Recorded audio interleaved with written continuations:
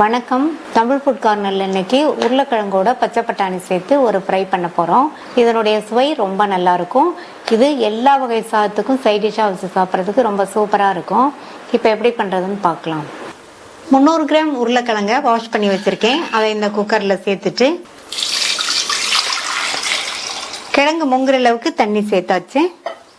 மூடி போட்டுடலாம். ஸ்டீம் வந்ததுக்கு அப்புறமா வெயிட் போட்டு மீடியம் ஃப்ளேமில் 3 விசில் வேக வச்சுக்கலாம். 3 விசில் வந்துருச்சு.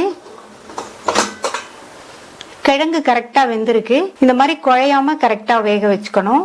மீடியம் சைஸ் கிழங்குங்கிறதுனால 3 விசிலில் வந்துருச்சு. பெரிய உருளைக்கிழங்கா இருந்தால் 4 விசில் வேக வச்சுக்கோங்க. இப்போ வெளியில் எடுத்து ஆறுனதுக்கு அப்புறமா தோல் உரித்து ஓரளவு சைஸ் துண்டுகளாக கட் பண்ணி வச்சுக்கலாம். இந்த பேனில் 2 டேபிள் ஸ்பூன் எண்ணெய் சேர்க்குறேன்.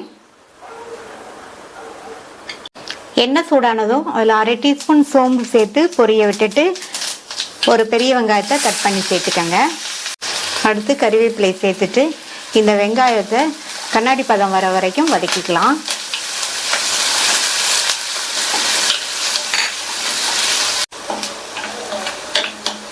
அடுத்து இதில் 1 டீஸ்பூன் இஞ்சி பூண்டு விழுதை சேர்த்துட்டு இதனுடைய பச்சை வாசனை போக நல்லா 1 நிமிஷத்துக்கு வதக்கி விட்டுக்கங்க.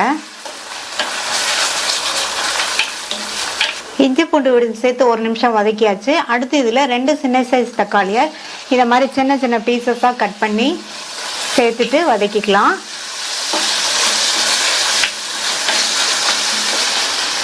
இது கூட கொஞ்சமாக உப்பு சேர்த்துட்டோம்னா தக்காளி நல்லா வேகமாக நல்லா வதங்கி மசிஞ்சு வந்துடும். அது வரைக்கும் இருக்கட்டும். தக்காளி எல்லாம் நல்லா வதங்கி மசிஞ்சிருச்சு. அடுத்து இது கூட 1/4 டீஸ்பூன் மஞ்சள் தூள், 1/2 டீஸ்பூன் தனி மிளகாத்தூள் சேர்க்குறேன். 1 டீஸ்பூன் காஷ்மீர் மிளகாத்தூள் சேர்த்துக்கலாம்.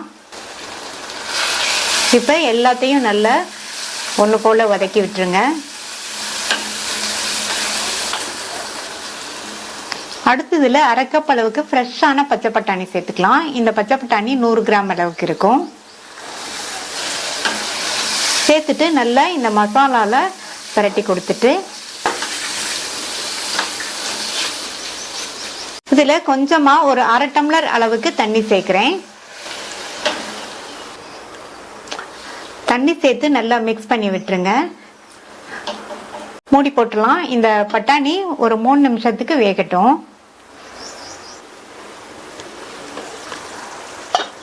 3 நிமிஷமாச்சு. பட்டாணி பாதி அளவுக்கு வெந்திருக்கு. அடுத்து இது கூட வேக வச்சு தோல் உரிச்சு கட் பண்ண உருளைக்கிழங்க சேர்த்துக்கலாம். உருளைக்கிழங்க இந்த சைஸ்க்கு கட் பண்ணிக்கங்க, கரெக்டாக இருக்கும். அடுத்து இந்த டிஷ்ஷுக்கு தேவையான அளவு உப்பு சேர்த்துக்கலாம்.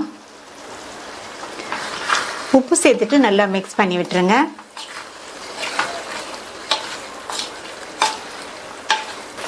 மசாலாவோடு சேர்த்து நல்லா மிக்ஸ் பண்ணி விட்டாச்சு. இனி இதில் தண்ணி எதுவும் சேர்க்க வேண்டாம். ஸ்டவ்வை மீடியம் ஃப்ளேமில் வச்சு அடிக்கடி இந்த மாதிரி கிண்டி கொடுத்துட்டே இருங்க.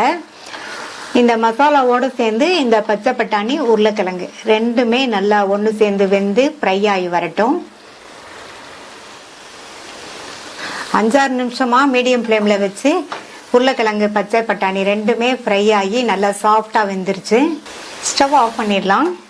நல்ல டேஸ்டான காரசாரமான உருளைக்கிழங்கு பச்சை பட்டாணி ஃப்ரை ரெடி ஆயிடுச்சு. ட்ரை பண்ணி பார்த்துட்டு உங்கள் கமெண்ட்ஸை சொல்லுங்கள். தேங்க்ஸ் ஃபார் வாட்சிங்.